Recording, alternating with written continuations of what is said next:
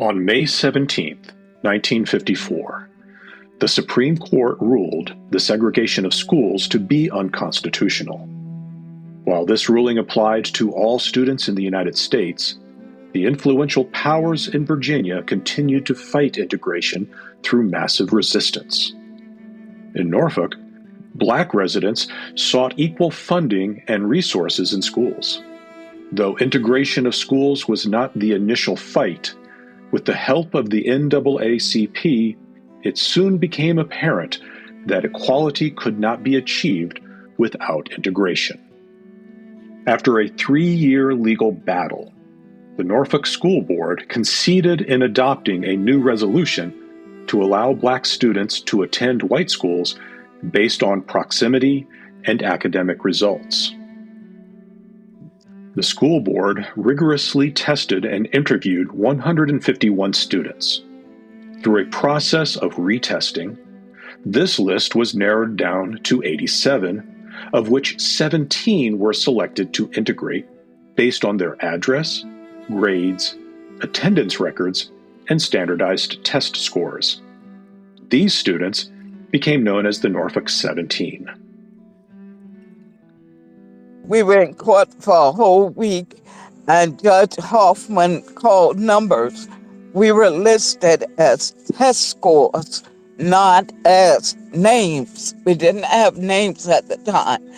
And my brother and I were called third and fourth by our test scores.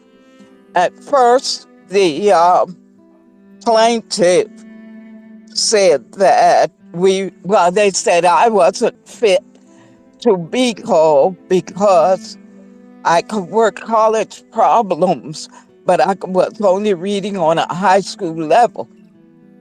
And I still remember Judge Hoffman said, "Wait a minute, leave this child alone. How many of you can work college math?" He says, "So she doesn't read on a college level and can work math on a college level.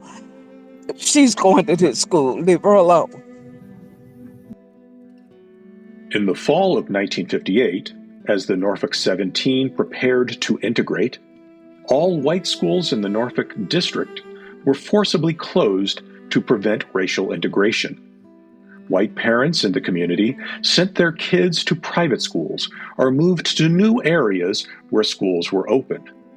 Black schools were allowed to remain open. However, the NAACP had the Norfolk 17 privately tutored to remain committed to the principle of integration. Eventually, white parents of the Norfolk community grew tired of the closed schools and petitioned the school board to reopen them on an integrated basis. After 6 months of further resistance, the school board finally relented and reopened all schools. After integration, it was horrible. I went into the school, and the school day I was an invisible person. The teachers didn't want me, the principal didn't want me, the children didn't want me, the parents didn't want me. So I was an invisible person. The teachers used gloves to touch my papers or just ignored me altogether. Someone was either spitting in my face, knocking me down the steps, calling me names that were not mine. It wasn't fun.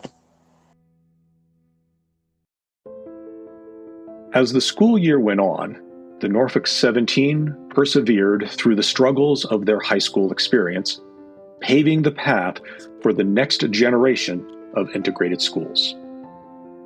I think it made me a stronger person. It's made me realize that education is the key to success, not the color of my skin. One day, it may not be in my time, but I believe that someday things are going to change.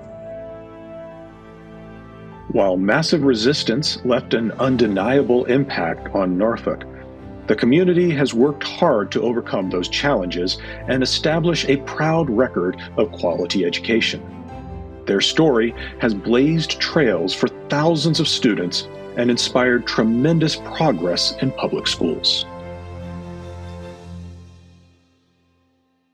I want to leave you with that love, not the color of a skin, not the personality, but love, and learn to love everyone.